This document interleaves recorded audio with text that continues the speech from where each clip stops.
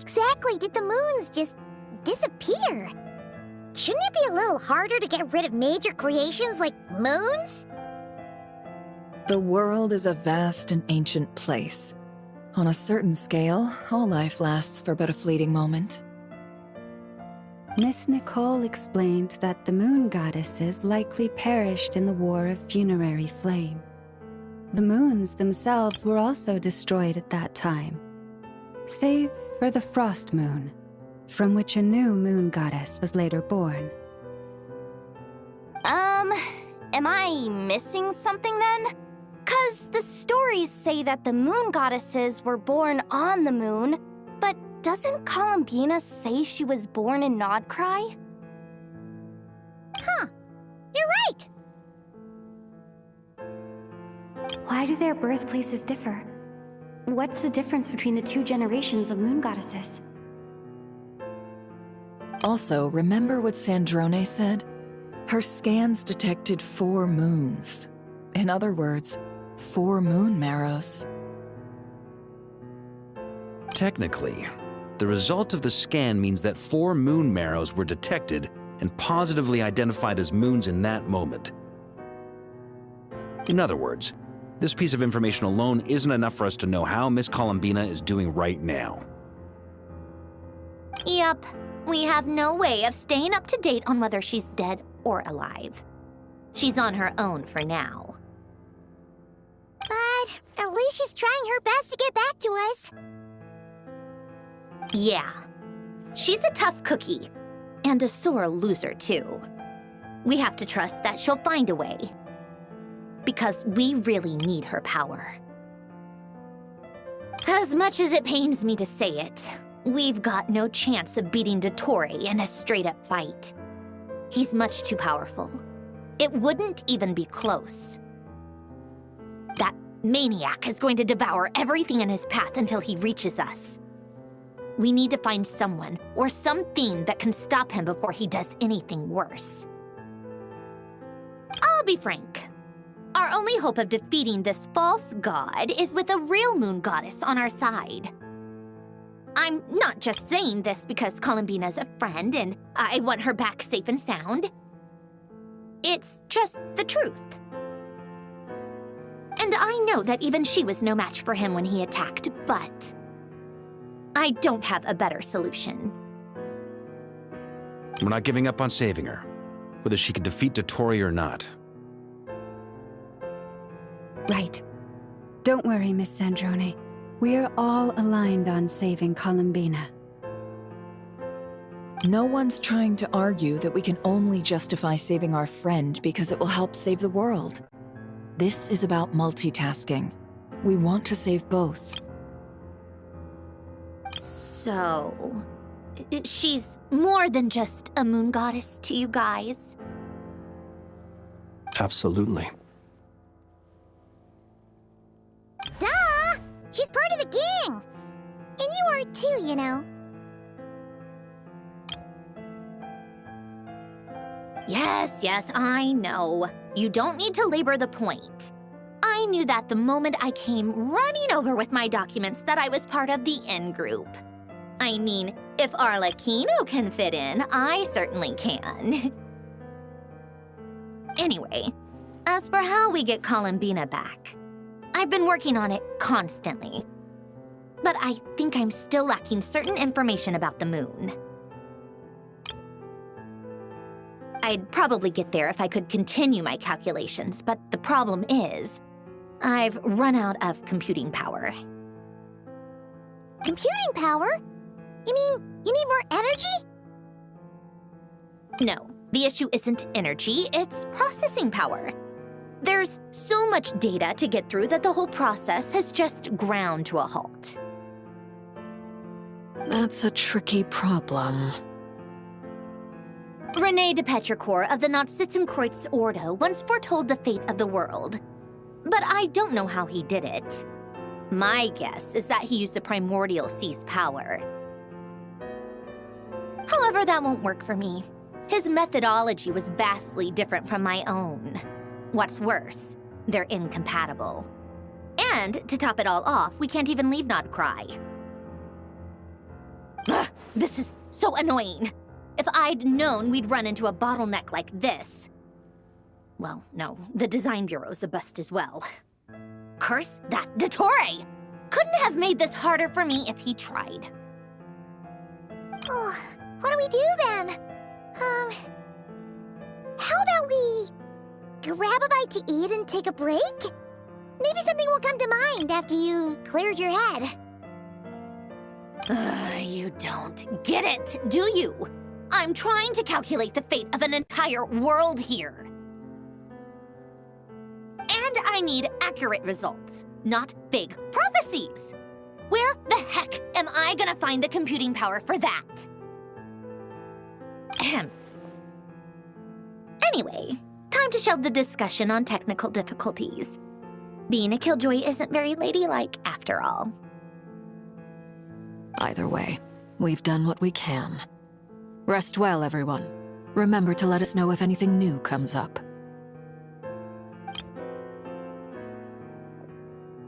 That guy. Is he hinting that we should talk outside? Let's go somewhere a little more private.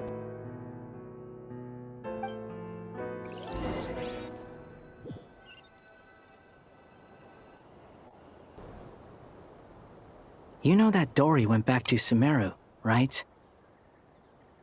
Yeah. She mentioned she was planning to head back.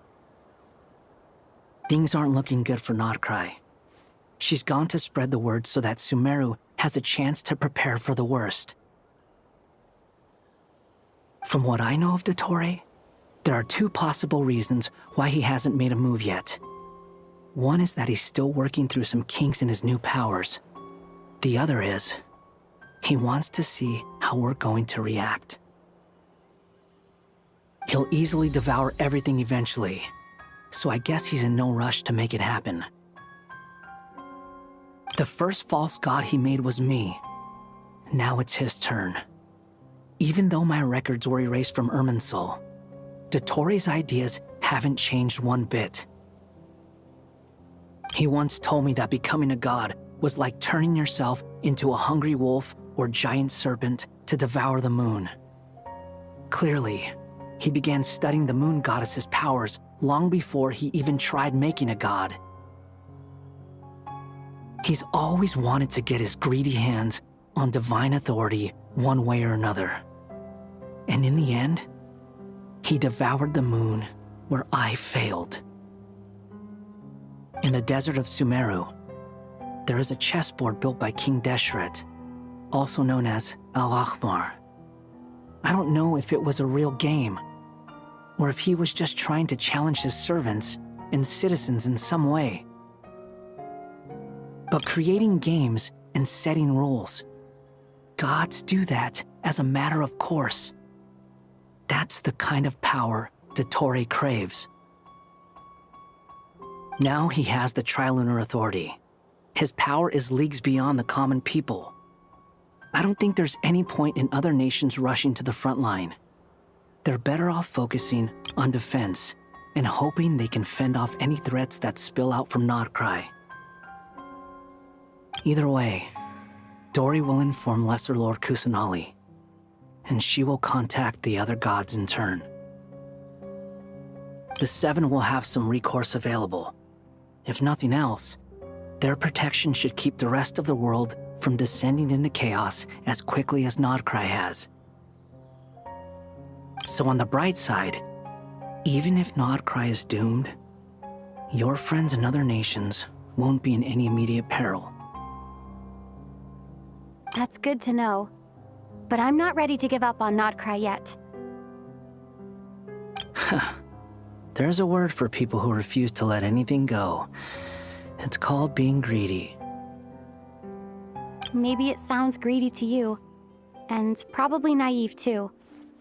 But whatever you call it, that's what gives me the determination to keep fighting. Battles are fleeting, but the will to fight is a long-term commitment. Give up for even a moment, and your resolve will shatter. Why do you always feel the need to do the right thing? No one is born to be a savior. I mean, who's gonna criticize you if you fail or give up? Don't take this the wrong way, but Dottore said something similar to me. I guess the Fatui attracts people who don't believe in saviors. Not necessarily. It's less about belief for me. I just want to know how determined you really are. After all, I don't owe anything to anyone else here.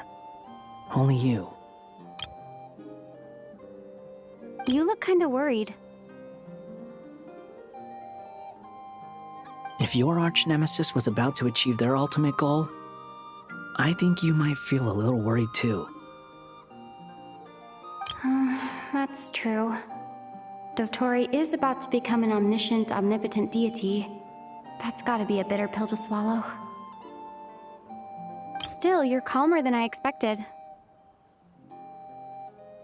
Obviously. I have to admit that my past self was a reckless fool who misunderstood not only the point of revenge, but how to achieve it. And as much as I want my vengeance, I know I'm not gonna get it by acting alone. If the world's taught me anything, it's to think before I act. Too bad it never taught me any other virtues, though. So, I am going to destroy Dottore, no matter what it takes. So, what's your plan? I'll get to that.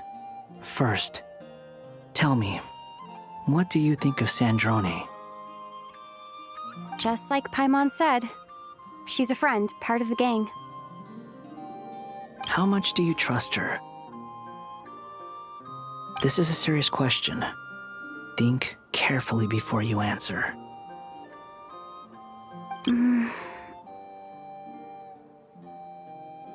Although she's with the Fatui, she has her own values, and she's helped us a lot.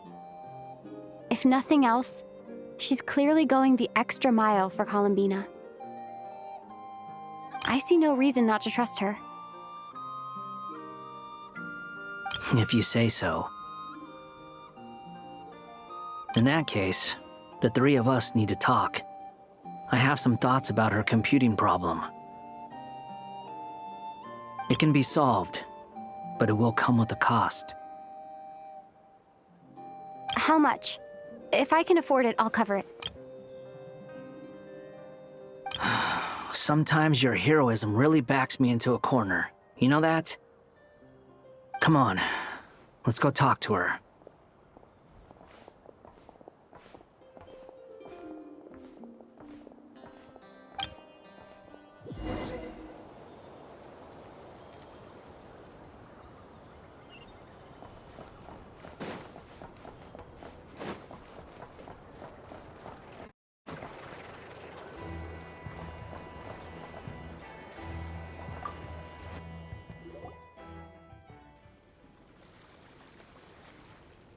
Miss Androne, Traveler. Hey there. Paimon's here too! She was just helping them sort through their things. How did your chat go? That was fast. The call only just ended. Well, you said it was urgent, so we got here as quickly as we could. Albedo, I have some alchemy questions for you. I see. Looks like my knowledge proved useful after all.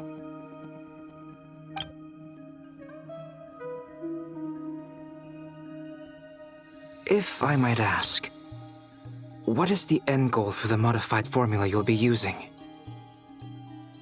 I needed to predict the future of the entire world.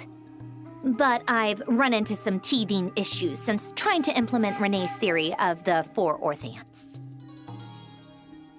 I see. I'll have a look at it. Still, computing power is the real issue here. How do you plan to solve it? About that, it's been sorted. Oh, with the Traveler's help? Actually, you're not wrong. She found the person with the solution. Was it Hat Guy? Yeah, it was him. Wow! Go Hat Guy!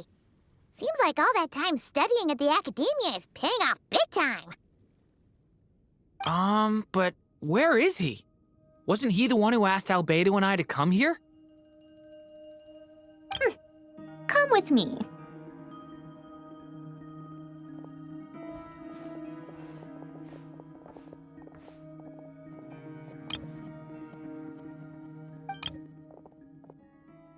Hat Guy?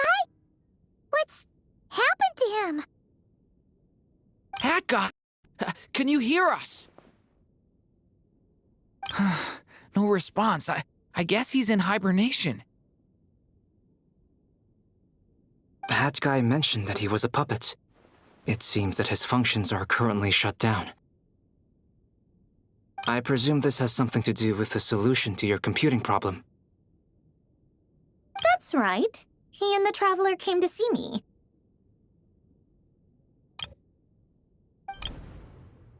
Wait, what? You have a solution? Would you calm down? Why do you always react so hysterically to everything? Excuse me? How would you know? You shouldn't be so quick to judge complete strangers. It's very bad manners. Oh, please. It doesn't take that long to figure out that you have a temper. Where does a mere student get that kind of confidence? I've actually published more papers than you. Not that status counts for much. Even Paimons applied for academia admission. Huh? Are you serious? See? This is why I can't be bothered to explain myself. She recognizes no one's skills but her own. Okay, fine. I'll hear you out. So, tell me, how do you propose to solve my computing power problem? This world itself is constantly processing all kinds of information. If it's the world's future you're trying to calculate, you need a processing device that's designed to cope with that volume. Easier said than done. Only Irminsul can handle that kind of... Wait, is that what you're suggesting? But surely we can't just plug my formula directly into the ley lines. You should be able to tell that I'm not human, right? Yeah, I noticed. The technology, though, seems pretty ancient. Very different from Fontaine's. It's a completely different system. Conrian, to be precise. I'm what they would have called a puppet. Puppets need an energy source and processing power. The artisans who built them sought out the materials most suited for that purpose. You? Do you mean... The Traveler and I have talked it over. She's willing to vouch for you. So, I'll allow you to borrow my core for your calculations. It was built using wood from a silver-white tree, which makes it a small part of Irminsul. Conrian technology and Irminsul wood. Who in the world could have built you? Are you sure about this? A puppet without its core will cease functioning completely. And if it's left in that state for too long, it might not recover. You could die if you do this. You do realize that, don't you? I can put two and two together, yes. No need to rub it in. I won't lie to you. This has never been done before. I cannot guarantee your safety. Doesn't matter. I'm prepared for the worst. Did you two actually talk this through? Is he... Are we really considering this? Yes, we discussed it. The bottom line is, he trusts me and I trust you. Let's give it a shot, shall we? Honestly, I have no clue where this kid even came from. But for whatever reason, he lent me his core to use in my formula. I'm very close to finishing my calculations now, and the core is currently in use. So I'm sorry, but I can only show you a sketch right now. This is what the core looks like. A silver-white branch. It certainly matches the legends told about Irminsul. Is Hat Guy gonna be okay? He's not gonna die, right? Right? In theory, he should be fine. As long as we put his core back in time. Beyond that, all I can say is that I'll try my best to avoid risk and make sure the core doesn't sustain any damage. I think I know why you called us here now. Someone needs to watch over his body and make sure it's protected until the process completes. Correct. He said that the only ones he trusts here are you two, and the Traveler. And the Traveler will have other work to do. He will have our undivided attention. Aw, Hat Guy. On a more positive note, things are progressing steadily on my end. I'll call everyone in for a meeting once the results are out.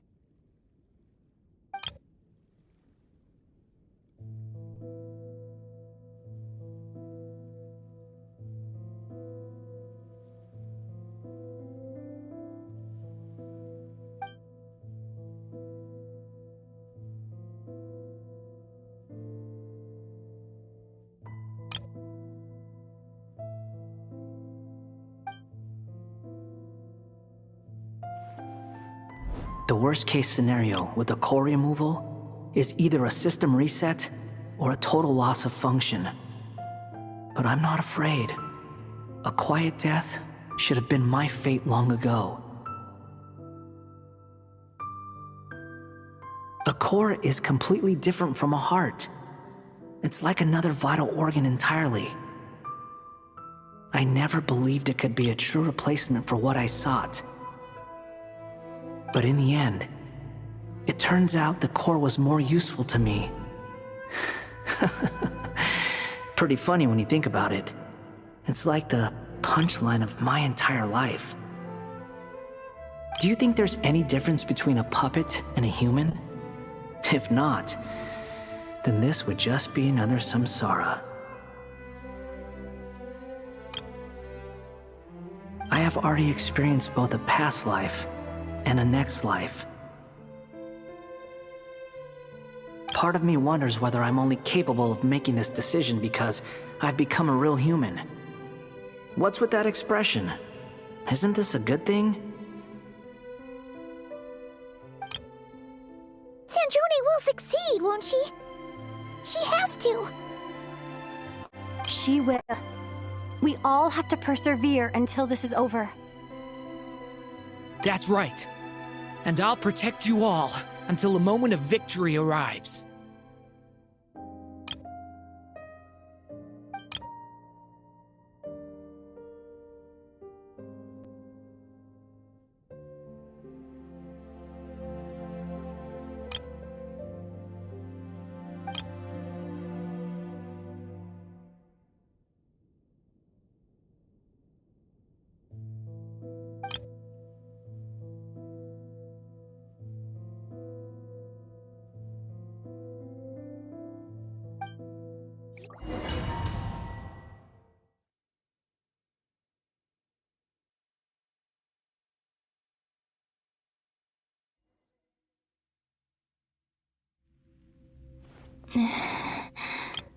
Who are you? Call me Sonnet. You have the same power as Canon.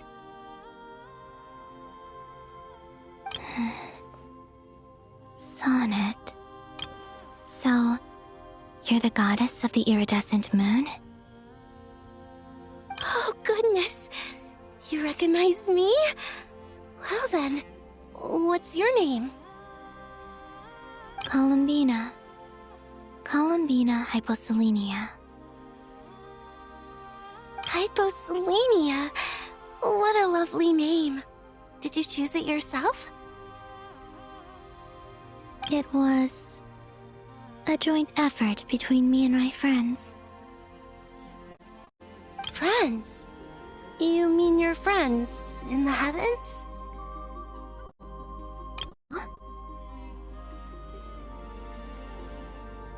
Oh, sorry. You must be exhausted. I apologize. Hang in there. Let me introduce you to my older sisters. Do you mean the other two moon goddesses? Arya and Canon? Wow, you sure know a lot. Hey, does that mean that our story goes on into the future?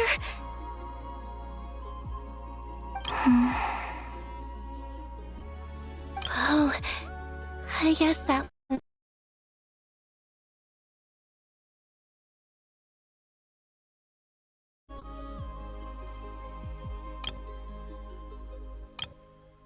Oh, I guess that wasn't the best question to ask. It's all right. We were prepared for that possibility. You could say we were too prepared.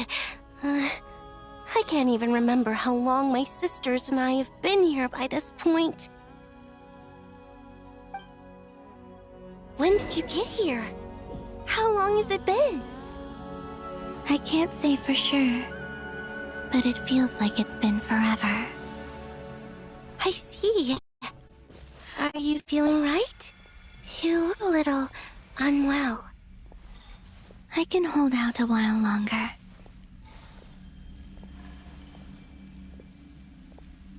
We don't have far to go. The place where my sisters and I are based is just up ahead. Don't worry, they're both really nice. I'll introduce you.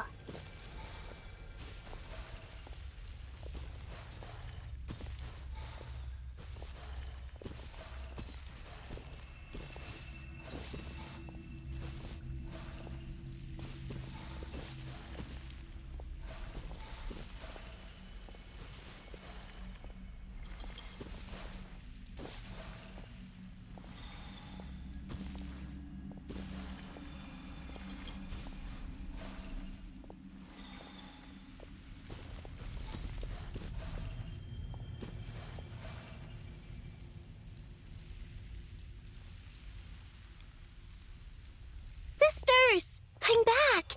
And look who I've brought with me!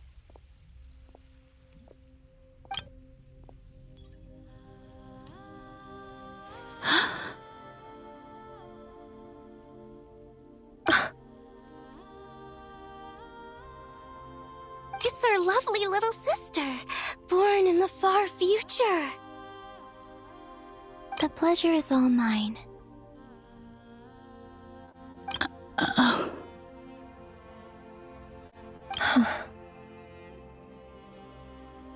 Allow me to introduce you to Columbina Hyposelenia. This is Arya, the goddess of the eternal moon. And this is Canon, goddess of the frost moon. Canon, don't you think Hyposelenia's power is similar to yours? Hello, Columbina. I apologize for our startled reaction just now. And please, forgive our little sister if she's been annoying you. She tends to talk a lot. It's fine. You seem shy. Don't worry, Columbina Hyposelenia. No one can hurt you here. Could you tell me where here is?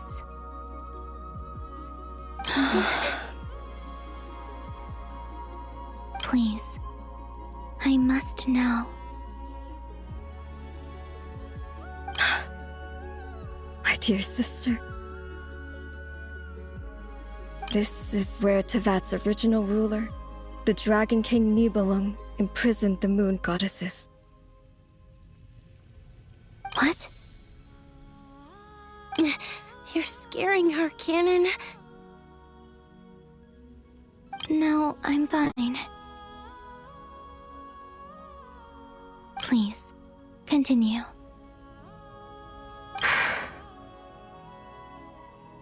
Nibelung, our original master, created us in the distant past to maintain Tevat. But he left this world and traveled into the dark universe beyond, to explore worlds vaster still. Day and night, we fulfilled our duty in the heavens, until the day the first descender arrived. The great ruler of the firmament. The heavenly principles. Is that what later generations call them? I see.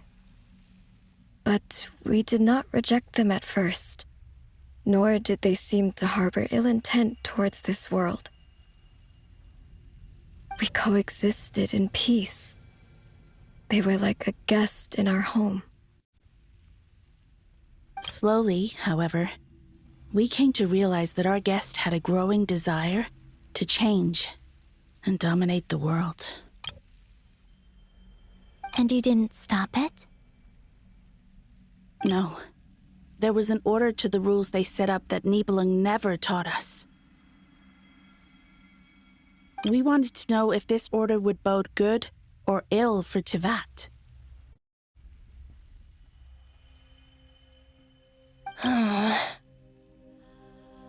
All right.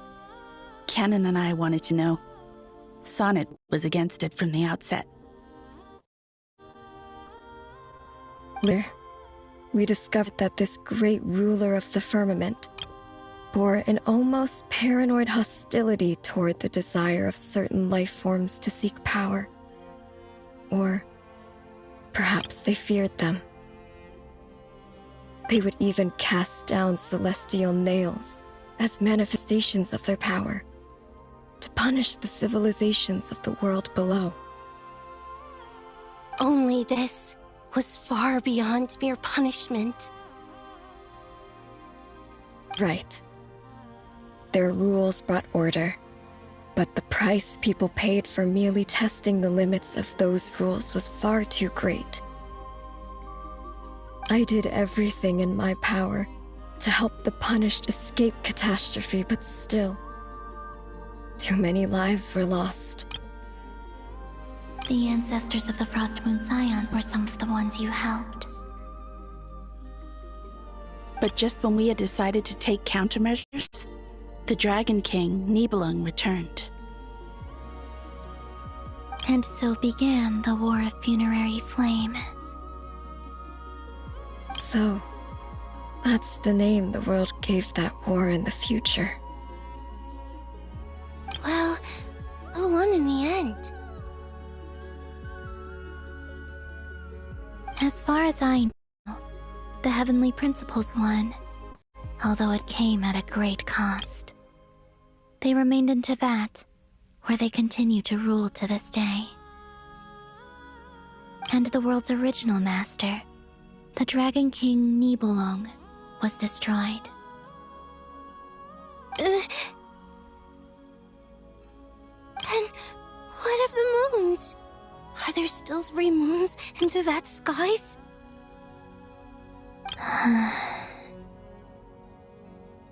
You can tell us the truth, Columbina. We know we are but remnants of a bygone age. We are prepared for the answer. Only the Frost Moon remains. But it has been cast beyond the false firmament by the Heavenly Principles.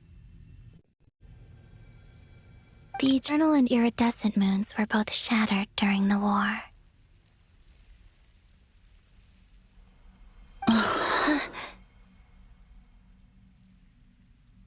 So death finally came for us in the end. Sonnet. But You're still here, aren't you? A moon goddess cannot live without her moon, Columbina.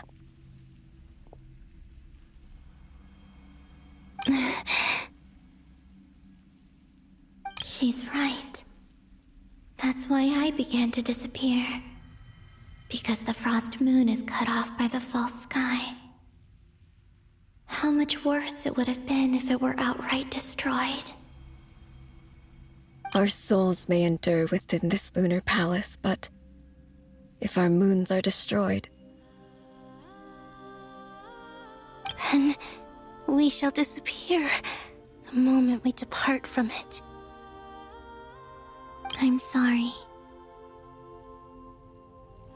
There's no need to apologize to us, dear sister. If anything, we owe the world an apology. If only we'd decided to act sooner, rather than arguing amongst ourselves. all the more reason not to spend this time in regret and repentance. Instead, we should focus our efforts on how we might help our future sister. Sorry? Don't you see, Columbina, your story is not yet over. Is that not why you are here?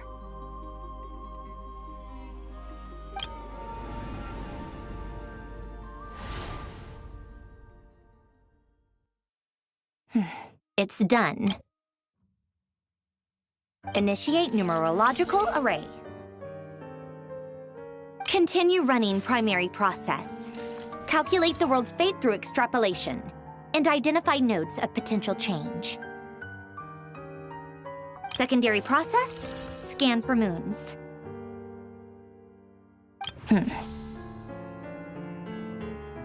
Still 4. The number of moon marrows hasn't changed.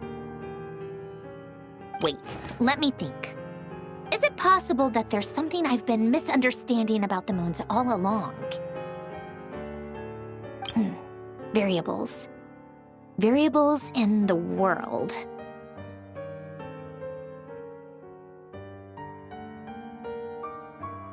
I know where potential variables within the world come from. So what about the moons? Are there any variables there? Like their life or death, for instance. What if being alive or dead makes no difference to a moon? But that's so strange. Even immortal gods can die. Why would the moons alone be? Wait! Wait! I've got it! I've got it! If alive or dead is considered a variable, we might have had this wrong the whole time. No one ever said that a moon marrow equals a living moon. We just made that assumption ourselves. Initiate secondary process. Scan again, this time filtering out interfering perimeter, moon marrow. I don't care if they're natural or artificial. Get them out of my search results!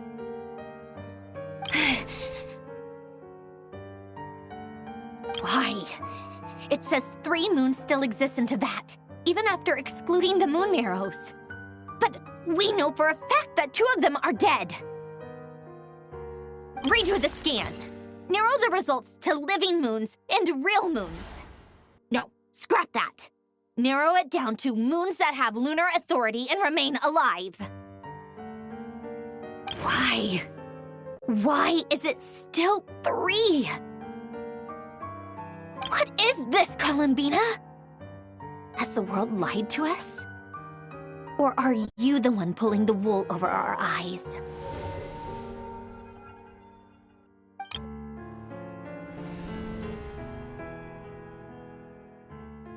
So, you think that the moon's reflection might be where Nibelung imprisoned the 3 moon sisters?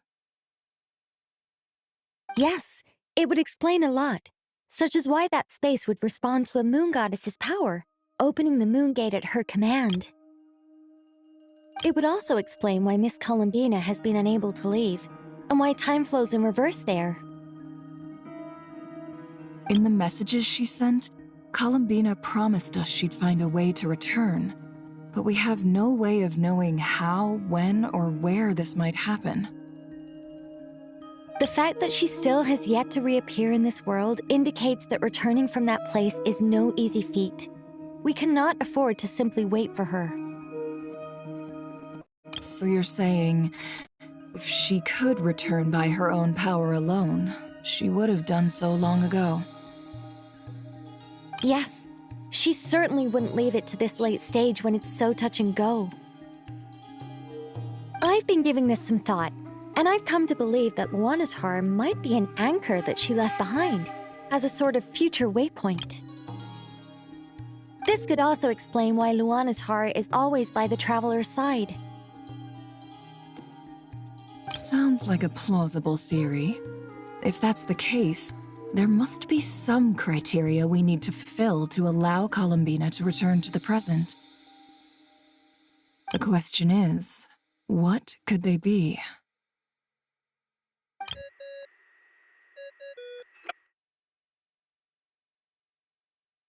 Hello?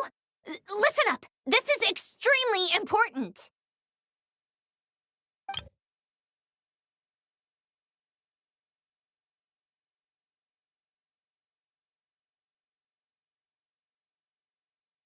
Not only is Columbina alive, but she may well exist in a form unimaginable to us. I'm still unclear on the details, but she's done something truly inconceivable in the past. And the clue to what she's done lies in the moon and Tevat sky. Truly amazing. Oh, I'm so delighted for her. I'm sure we all feel the same.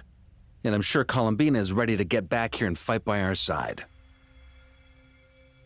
I'll keep my calculations going and try to find some way of coordinating with her. But that's not an excuse for everyone else to slack off, okay? All of you had better keep trying to think of solutions. How can the dead moon still live? And Luanatar...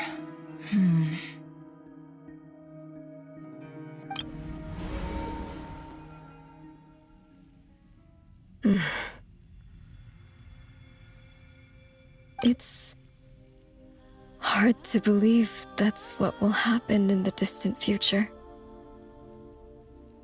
Our authority is linked to the most fundamental rules of Tevat. I suppose it's no wonder that many would covet that power. I didn't realize that when you said friends, you meant people who live down in Tevat. That's so lovely. I always wanted to go down there and have some fun. Have you ever tried leaving this prison? Of course. Between us, we've tried everything. But no matter where we go, this space will eventually bring us back here. It's like the center of a whirlpool. Everything ultimately converges here, at the moment when Nibelung imprisoned us.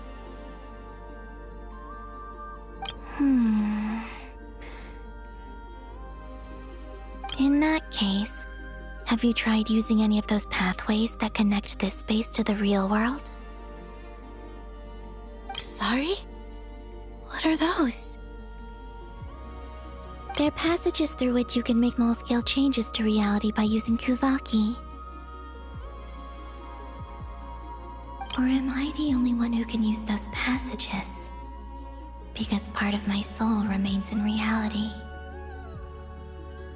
Kuvaki. What is that?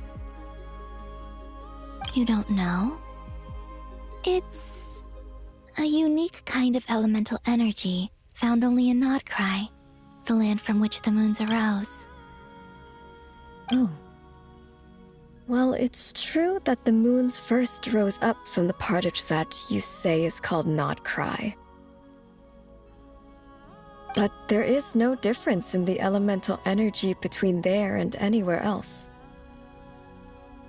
What? Could you show us some of this Kuvaki hyposelenia? Maybe if we see it, it'll make more sense. Okay.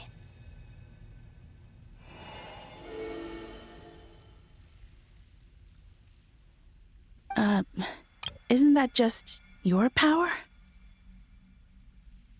What? But it's everywhere in Nodcry. In the air, in the land. Even the creatures who live there have adapted to its influence.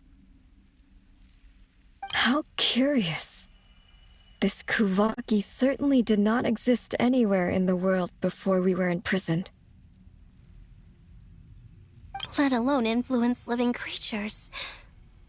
So, This is so strange. Why would their reality differ so much from mine? Colum, you're looking for more than just a way out of here, aren't you? let alone influence living creatures. So, how exactly does it affect them anyway? Can they float in the air like us?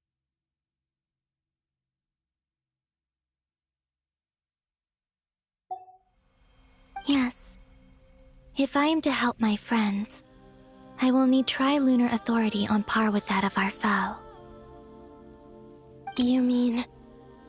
you'll need our power? This sounds extremely risky. The Three Moons' powers are not mutually compatible. Concentrating them into one goddess will be a very painful process.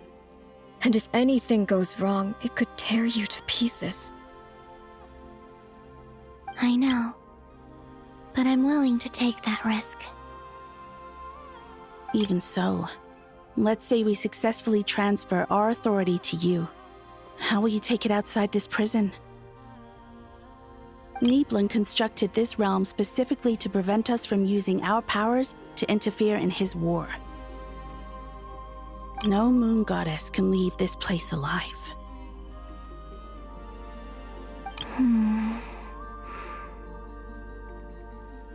What if I don't leave alive?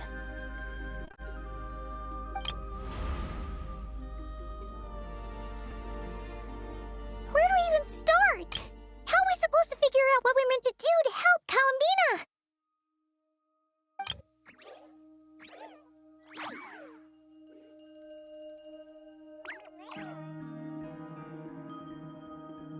Columbina, what do you need from us?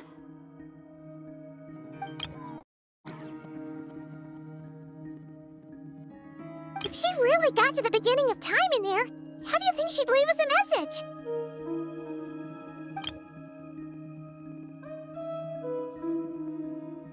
You don't think she'd write it down on a stone tablet somewhere in the hopes that we'd find it, do you? Seems unlikely. Columbina may not talk a lot, but she thinks deeply about issues like this. Let's review what we know. This is the Columbina who fought alongside us against the Rahir of Solnari, and with whom we celebrated Moon Prayer Night. She knows our personalities, our ways of doing things, even our unique strengths and abilities. So, if she wanted to tell us something from a long, long time ago, what would she do? Oh.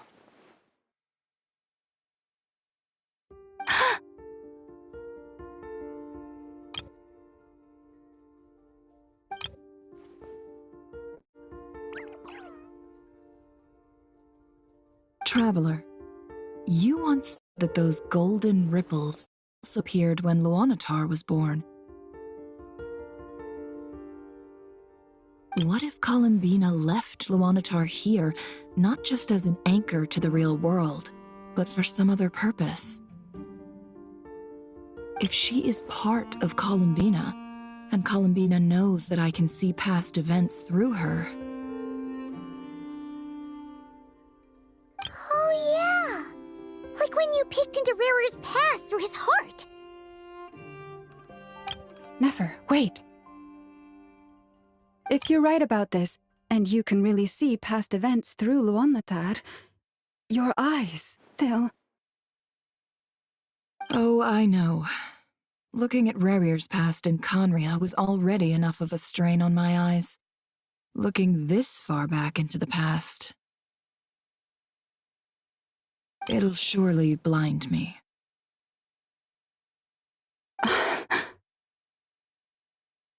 But it's our only chance. This is the only way.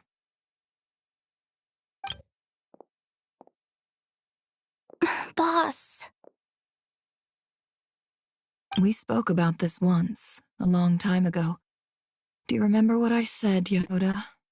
The day I lose my sight, the Curatorium of Secrets will be yours to run. But... What's wrong? I'd be overjoyed if I were you.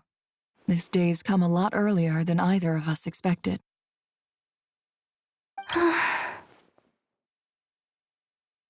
I need to know you'll honor our agreement, Yehoda. Promise me. Yes, Boss Neff. I promise. Are you sure you don't want some time to think this through? What is there to think through? I should have gone blind after our battle with Rerir. Frankly, it's almost criminal that I got away with it for this long. Then at least let me take some precautions on your behalf. And if you really do lose your sight, I'll visit your office every day and make sure you're well looked after. Oh, please, anything but that. I was actually ready to go through with this. Are you trying to scare me into backing out? As if I could ever scare you. I'll assume you're just joking to calm your nerves. All right, enough chit-chat. Let's do this.